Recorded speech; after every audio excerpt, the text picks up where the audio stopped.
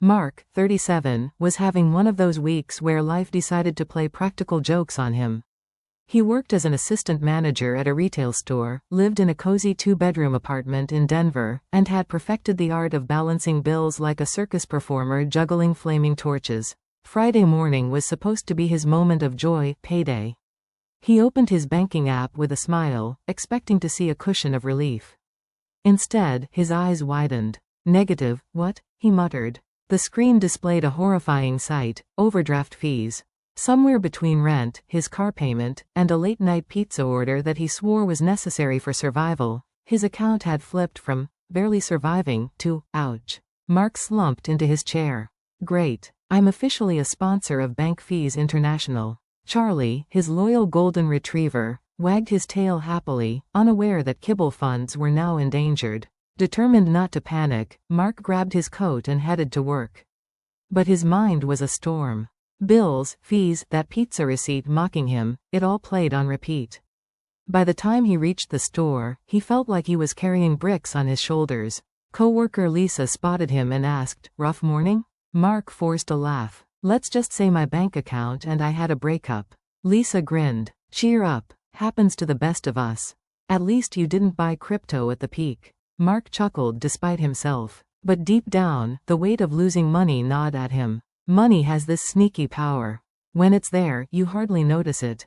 When it disappears, suddenly every breath feels heavier. One overdraft fee, one wrong purchase, and you feel like the universe is laughing at you. But here's the truth. Losing money isn't the end of you, it's the beginning of a new lesson. Every financial stumble carries a message that you are more than your balance. That your value is not measured in numbers on a screen.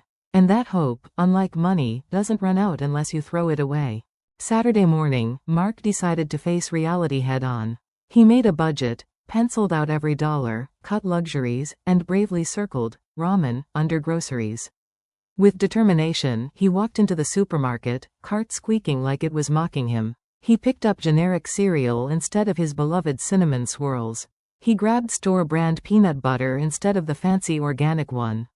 Every aisle felt like a sacrifice. Halfway through, he ran into his neighbor Linda, who always seemed too cheerful for a Saturday morning. "Mark, stocking up?" she asked, glancing at his cart filled with ramen, discount bread, and peanut butter. "Yep. Living the high life," Mark replied dryly. Linda chuckled. "Hey, I've been there. I once lived on beans for a whole year in grad school." "You'd be amazed at how creative you get when you're broke." Mark smiled. Somehow, her honesty made him feel less alone. At the checkout, as he counted bills carefully, he felt both embarrassed and proud. Embarrassed because the cashier probably noticed his budget shopping. Proud because at least he was trying. There's humility in the grocery store aisle. Losing money doesn't just shrink your bank account, it shrinks your choices. But those choices teach you. They sharpen your creativity, humble your pride, and remind you that survival isn't about luxury. It's about resilience. And resilience is the kind of wealth no bank can ever hold for you. By Sunday, Mark thought he'd seen the worst of it. But fate wasn't finished. While walking Charlie in the park, Mark stopped at a bench to tie his shoelace. He set his wallet down for 2 seconds. 2 seconds too long. By the time he looked up, a jogger was gone, and so was his wallet. Panic hit him like a truck. He checked everywhere, under the bench, in his pockets, even retraced his steps. Nothing. "Fantastic," he muttered. "I'm officially broke and now walletless. What's next, universe? You want my socks too?" An older man sitting nearby spoke up. "You dropped something?" "Yeah, my dignity." The man chuckled. "Wallets come and go. Happens to everyone. I lost mine once in Vegas. Worst weekend of my life, best lesson of my life. You'll get through it." Mark sighed, filed a report, and walked home feeling like a tragic sitcom character. But as he entered his apartment, Charlie ran up with a slobbery tennis ball, tail wagging. Mark couldn't help but laugh. "Well, at least you're free. Sometimes life doesn't just take your money. It takes your wallet, your comfort, your sense of control. And you stand there wondering why the hits keep coming. But here's the secret. These losses don't define you, they refine you. They carve patience into your soul, humor into your outlook, and grit into your character. Losing money is painful, but losing hope? That's the only real bankruptcy. Monday morning, Mark decided to reclaim some normalcy. He walked to his favorite cafe, determined to buy at least 1 cup of coffee, even if it meant counting coins like a kid at an arcade. He ordered a small drip, paid with change, and sat in the corner. Across the room, 2 young entrepreneurs were talking excitedly about a startup. Their words buzzed with energy: investment, risk, future. Mark sipped slowly, listening. He realized something. Money moves. It comes, it goes, it shifts hands, and no one holds it forever.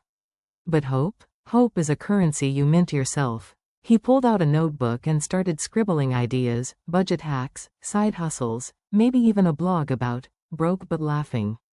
By the time his coffee cup was empty, his mind felt fuller than it had in weeks. Hope isn't found in dollar bills or bank apps. It's found in your ability to imagine tomorrow when today feels broken. Losing money may steal your comfort, but if you guard your hope, it cannot steal your future. Because every loss is just a seed that grows only if you water it with resilience, humor, and a refusal to quit. By Friday, Mark's week had become legendary in its disasters. His wallet was gone, his bank account limping, and he was practically a ramen chef now. To add to it, his mother had invited him over for dinner. Family dinners were always a battlefield. His mom was loving but sharp-eyed, his dad believed in old-school toughness, and his younger sister Emily had a gift for sarcasm. Mark walked in, plastering on a smile. The smell of roasted chicken and mashed potatoes nearly made him forget his problems. But as soon as they sat down, his mom noticed. "Mark, why do you look like someone stole your puppy?" Mark stabbed his peas. "They didn't steal Charlie. Just my wallet, and maybe my will to live." Emily snorted. "You? Losing money? Big surprise." "Emily," Mom scolded. Mark sighed. "It's true though. I've been making mistakes left and right. Overdraft fees, lost wallet, grocery budgets. It feels like the universe is running a sitcom and I'm the punchline." His dad leaned back. "Son, money comes and goes. I lost half my savings once in a bad investment. But I didn't let it stop me. I worked harder, learned smarter, and built it back. Losing money isn't the tragedy. Losing your fight is." Mark looked at his dad. For once, the old man wasn't lecturing, he was sharing. And it hit differently. By dessert, Mark felt lighter. Maybe, just maybe, this wasn't the end of his story. Family has a way of pulling truth out of you. When you're broke, ashamed, and tired, they remind you of something deeper, that you've survived worse storms before. Losing money might empty your wallet, but losing courage empties your future. And sometimes, a table full of mashed potatoes and honest words is enough to feed hope back into your heart. The next week, Mark stumbled onto an opportunity he hadn't seen before. At work, Lisa, his sarcastic but kind coworker, mentioned, "Hey, you're funny with words. My cousin's looking for someone to help write posts for his online store. You should try." Mark blinked. "Wait, people get paid to write silly product descriptions?" Lisa smirked. "People get paid to describe socks like they're life-changing inventions. Welcome to the internet." That night, Mark gave it a shot. He wrote about scented candles like they were magical wands, sneakers like they were built for superheroes, and phone chargers as if they could power dreams. His cousin loved it, and paid him. It wasn't much, but it was something. For the first time in weeks, Mark's bank app didn't give him anxiety, it gave him a little spark of pride. Charlie wagged his tail as Mark celebrated with a PBJ sandwich. "We're in business, buddy. Not rich, but not hopeless either."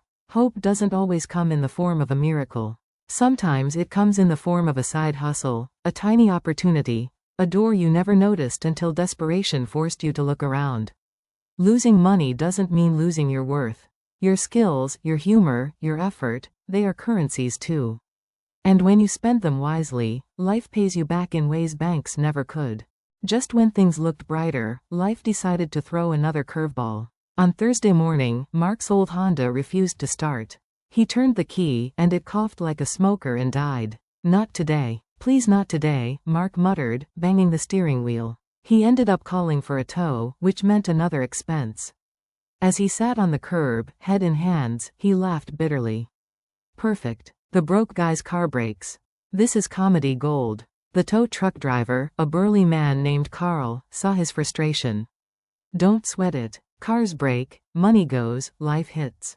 But you know what? Every time I've been down, I've gotten back stronger. You will too. Mark looked up. You sound like a motivational poster. Carl grinned. Yeah, but I charge less. Something about that simple exchange stuck. By the time Mark got home, wallet lighter, spirit slightly bruised, he realized life was teaching him persistence one breakdown at a time. When life knocks you down, it usually doesn't stop at one punch. It throws in a few extras for good measure. Your wallet, your car, your peace of mind, it feels like it all collapses at once. But here's the deal. Each hit is training. Each fall builds muscle. Each setback prepares you for the comeback. Stand up stronger, not because you lost less, but because you refused to stay down.